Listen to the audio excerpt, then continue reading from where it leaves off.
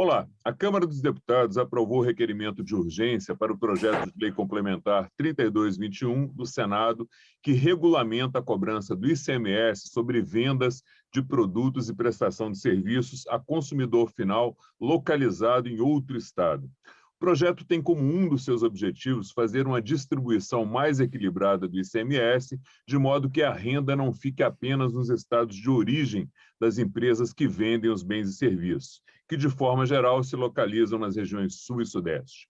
E para conversar sobre esse assunto, o nosso convidado desta edição do programa é o deputado Eduardo Bismarck, que é o relator do projeto na Comissão de Finanças e Tributação. Eu sou Fernando Gomes e este é o Palavra Aberta. Deputado, seja muito bem-vindo, muito obrigado por ter aceitado aí nosso convite para conversar sobre esse assunto. Eu já aproveito a abertura aqui para pedir ao senhor que nos explique em linhas gerais o projeto e os benefícios aí que ele vai trazer para reduzir desigualdades entre os estados na questão da arrecadação do ICMS. Olá, Fernando. Olá a todos que nos acompanham aqui pelo Palavra Aberta, programa muito importante aqui da nossa TV Câmara, e que eu sempre faço questão de participar. O projeto de lei complementar, o 32 de 2021, de autoria do senador Cid Gomes, que foi aprovado unanimemente no Senado, ele vem não para aumentar a carga tributária ao contribuinte, mas sim para poder melhor distribuir o ICMS, que é um imposto estadual. Portanto, nós não mexemos em carga tributária, nós não mexemos na forma de arrecadação, nós apenas distribuímos melhor o recurso. Isso porque, por via de regra, o imposto ICMS, por exemplo, quando você compra um produto, especialmente nas operações de e-commerce, nas operações que a gente compra através de site, esse imposto ele fica normalmente na origem do produto, ou seja, alguém lá do meu Ceará que compra uma televisão, por exemplo, 32 polegadas num site que está normalmente sediado em São Paulo, recebe essa televisão polegada em casa, mas o imposto que ele recolheu não fica no seu estado, ou seja, o meu conterrâneo cearense ele não fica com o imposto no seu estado do Ceará. Esse imposto fica, por exemplo, em São Paulo, onde está o centro de distribuição desses grandes sites. Na medida em que a gente tem, através da lei complementar, que regulamenta o DIFAL, que é a diferença de alíquota, é o apelido que é dado, né, a sigla, que regulamenta isso, a gente consegue distribuir. Por exemplo, parte do imposto fica em São Paulo, que é justo também, porque é lá onde está o centro de distribuição desses grandes sites, falando em vias de regras gerais, e parte do imposto fica no estado de destino do produto, ou seja, aonde aquele cidadão que comprou o produto recebe o dinheiro, recebe seu salário, é justo que parte do imposto que ele recolhe fique no seu estado, para que o estado possa aplicar nas políticas públicas locais. Lembrando que o ICMS, parte dessa arrecadação também é distribuído entre os municípios dos estados. Então, tanto o município quanto o estado vai poder aplicar o imposto daquele que comprou e fez jus ao produto. Por outro lado, se a gente não fizesse isso, nós estaríamos drenando o recurso daquele assalariado, por exemplo, conterrâneo meu cearense, para o estado de São Paulo, para o estado do Paraná, que são os estados chamados de produtores. Perfeito. Deputado, esse texto que vem do Senado, na sua avaliação, ele já é um texto praticamente pronto ou a Câmara vai ter que fazer aperfeiçoamentos aqui? Qual que é a avaliação do senhor? Ele era um texto praticamente pronto. Nós fizemos, no entanto, uma atualização que foi uma demanda que nós recebemos do setor privado, dos empreendedores, portanto, principalmente dos setores que estão ali ligados ao e-commerce, né? Que é a criação, e aí eu estou lhe colocando aqui no Palavra Aberta em primeira mão, Fernando, porque eu ainda não apresentei o relatório, a criação de um portal, onde, através desse portal, nós vamos poder inserir, nós não, o setor produtivo, aquele que vende o produto, vai poder inserir qual é o formato da operação que ele está fazendo. Portanto, voltando ao nosso exemplo inicial, televisão 32 polegadas está vendida de São Paulo para o Ceará. Aí ele insere essa informação. O próprio portal cria uma guia, ou tantas guias quantas forem necessário, para que a empresa pague aquele ICMS e o dinheiro não vai ficar na mão de ninguém, não fica na mão do dono do portal, que a gente está querendo que seja ali esse portal abrigado no CONFAS, não fica na União, esse dinheiro vai do sistema bancário, na medida que a empresa paga o boleto, vai ser distribuído automaticamente para as secretarias de fazenda dos estados responsáveis pela essa arrecadação. A gente dá um prazo de 1 ano para que o Confaz crie esse portal e estruture para que sejam feitas as operações. Portanto, é a inovação que nós trazemos ao texto. Eu já estou aqui consultando alguns líderes partidários, recebendo mensagens positivas quanto ao texto, no sentido de podermos botar isso na pauta o mais breve possível e que seja aprovado com o maior consenso possível.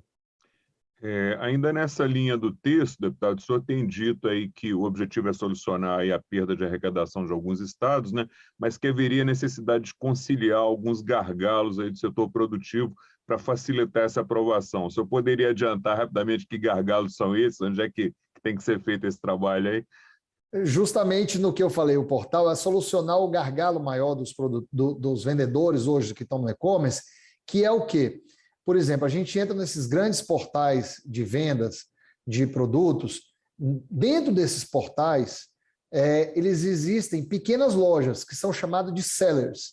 Dentro dessas são pequenas lojas. Muitas vezes, por exemplo, uma pessoa que vende, você entra lá, está vendo o portal, na verdade, o consumidor quando entra lá está enxergando o portal, o grande portal, mas na verdade ele está comprando de um pequeno lojista lá dentro, que envia diretamente o produto ao consumidor final. O que acontece? Qual é o gargalo? Muitas vezes, essas pequenas lojas que vendem ao consumidor final, elas fazem poucas vendas para outros estados, ou poucas vendas no ano.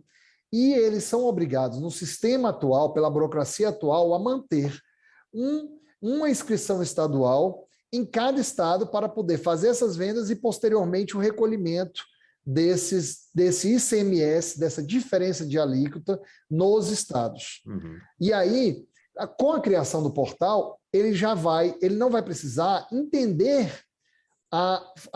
vamos dizer, o rito tributário, o rito do ICMS de cada estado, dos 27 estados da federação. O próprio portal vai passar para ele a informação de quanto que é o imposto da operação dele.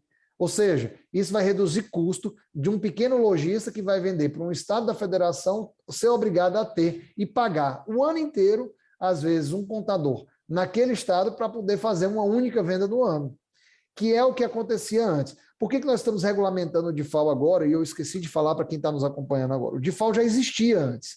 Foi um acordo feito no CONFAZ, que é o Conselho Fazendário, há 10 anos atrás, aproximadamente. E veio o Supremo, alguns meses atrás, e disse, olha, a forma como vocês fizeram o DIFAL é inconstitucional, deve ser feito através de lei complementar. Então, nós não inventamos a roda aqui. O Congresso, o nosso senador Cid Gomes, ele pegou a regra que já existia anteriormente e propôs. E aí vieram os gargalos do setor produtivo, que foi o que você acabou de me perguntar um pouco antes.